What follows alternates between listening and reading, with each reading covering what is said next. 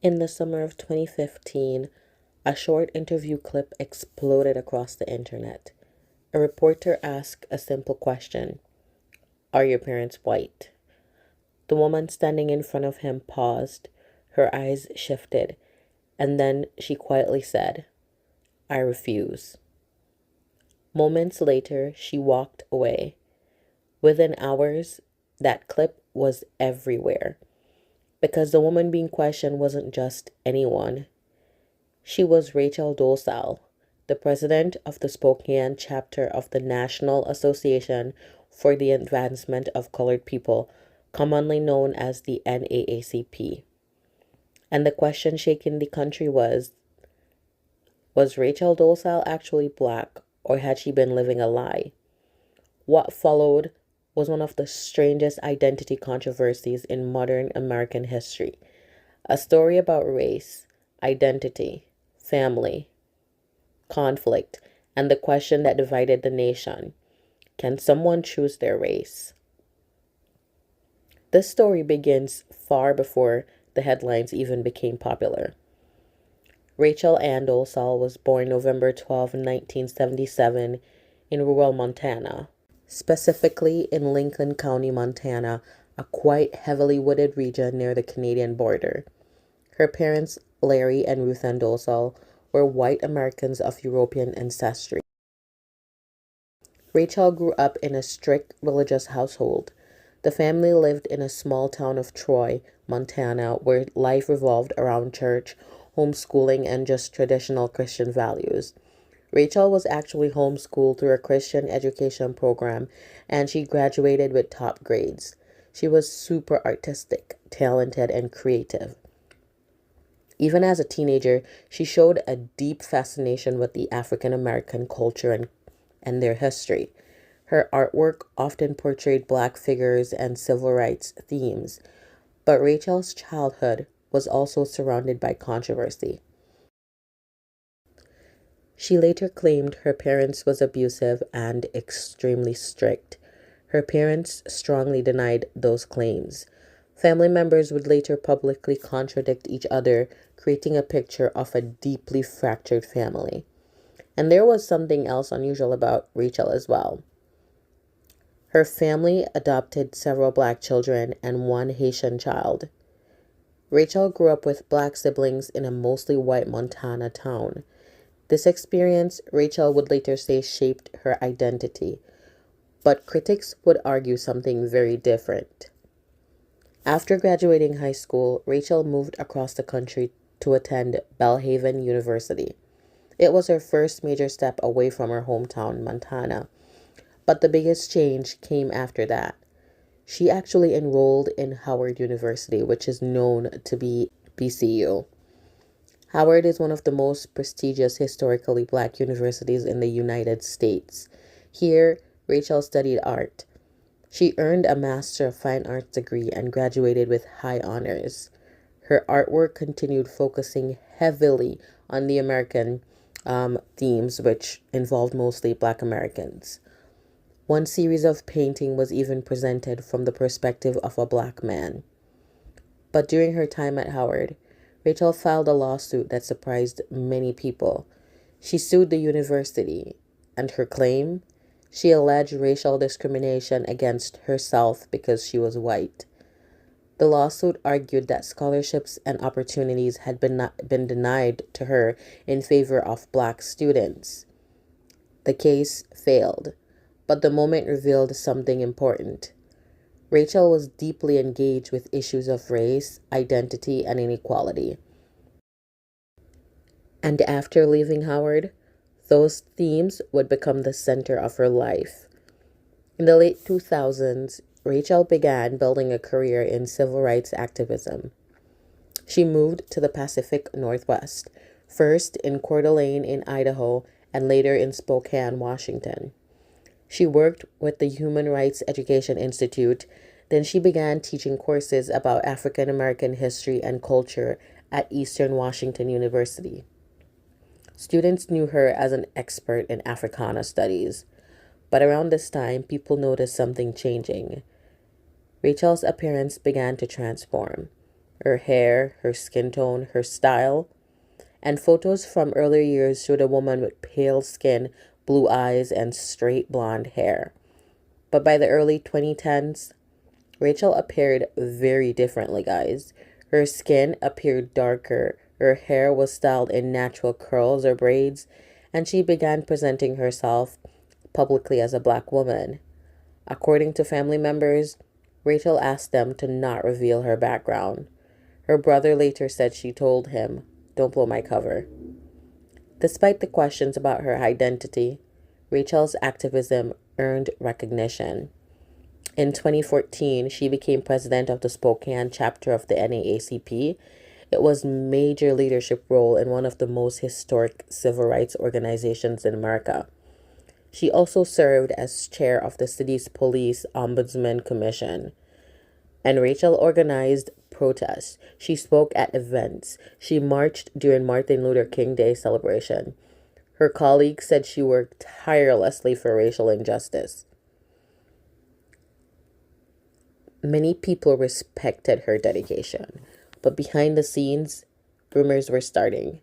Something about Rachel's story just didn't add up. And then a reporter started asking questions. In June 2015, a reporter from KXLY TV confronted Rachel during an interview. He had discovered a Facebook post where Rachel identified a black man as her father. So he asked a simple question: "Is that your dad?" Rachel, she actually said yes. Then the reporter asked, "Are your parents white?" Rachel froze. I don't understand the question," she said. The reporter pressed again, and that's when Rachel said the words that went viral: "I refuse." Is that your dad? Yeah, that's my dad. This man right here is your father? Right there? You have a question about that? Yes, ma'am. Okay. I was wondering if your dad really is an African American man. That's a very, I don't know what you're implying. Are you African American? I don't understand the question of, I did tell you that yes, that's my dad. And he was unable to come in January. Are your parents, are they white? She removed her microphone and she walked away. Within days, reporters tracked down Rachel's parents. They revealed photos of Rachel as a child, pale, blonde, unmistakably white. They also showed her birth certificate. It actually confirmed the truth. Rachel Dolezal had been born to white parents. Her whole life has been a lie. The story spread instantly. Major outlets like the New York Times, CNN, and NBC covered it. Headlines everywhere asked the same question: did an NAACP leader pretend to be black? The reaction was explosive, as you can imagine. Some people were outraged. They said Rachel had committed cultural appropriation and deception. But others defended her. They argued that identity can be complex. Some supporters even said what mattered most was her hard work for civil rights. But the pressure became overwhelming. Within days, Rachel resigned from the NAACP. She lost her university teaching job that she loved so much. The Spokane City Council, they removed her from her government position. Her career collapsed almost overnight. But Rachel, she didn't disappear. Instead, she went on national TV. In an interview on the Today, she made a surprising statement. She actually admitted she was biologically white, but she insisted she identified as black. She argued race is a social construct, and she said she had always felt that whiteness didn't reflect who she truly felt like she was. Her explanation shocked many people. Critics compared her actions to historical blackface. Others debated whether racial identity could be fluid. And for months, Rachel dominated national conversations. After the controversy, she actually struggled to find work. And in 2016, she legally changed her name to Nkechi Amir Diallo. She said the change would help her move forward. She also released a memoir titled In Full Color: Finding My Place in a Black and White World. The book attempted to explain her identity and her life story, but financially, things were different.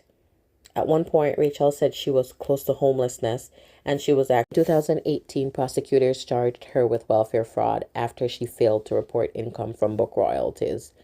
She eventually entered an agreement to repay the money and perform community service, but the controversies kept coming. Rachel tried several careers. She worked as a hairstylist specializing in braids and weaves. She sold artwork. She appeared on platforms like Cameo, and eventually she began producing content on OnlyFans. Meanwhile, she continued insisting her identity as a strong black woman was genuine. To this day, she says she has never lied about who she truly is.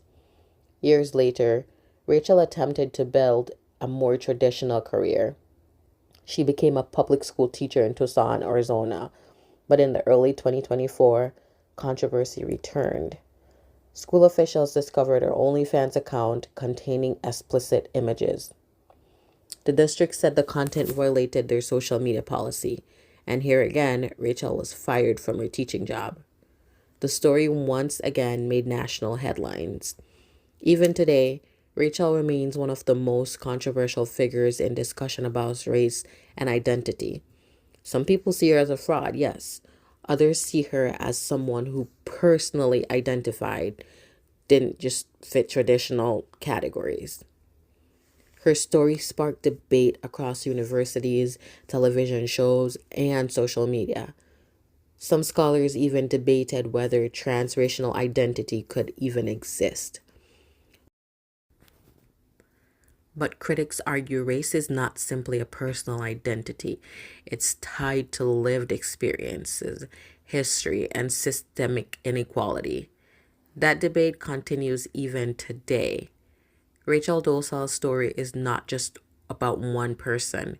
It raises questions that society still struggles to answer. What defines identity? Is race something inherited or something experienced? And who gets to decide? Whether people see her as a civil rights activist, a controversial figure, or something in between, Rachel Dolezal's story remains one of the most unusual and debated identity controversies in modern American history. And more than a decade later, the conversation is still going. When will it be over? And then tell me about the dynamic, because she talks about the fact that she needed to sort of take on this identity in order to survive, and that she needed to represent the blackness. You grew up with a white mother and a white father. Did they feel that similar kind of pressure? Oh, no. No, they didn't. Not at all. And I don't really know why she would say that she felt that, because growing up, I mean, even like into her, like later into her life, up until like 2011, she always did identify herself as white. She was interested in African American studies and did a lot of work with like racism and stuff, but she never actually did identify herself or try to say that she identified herself as black until 2011.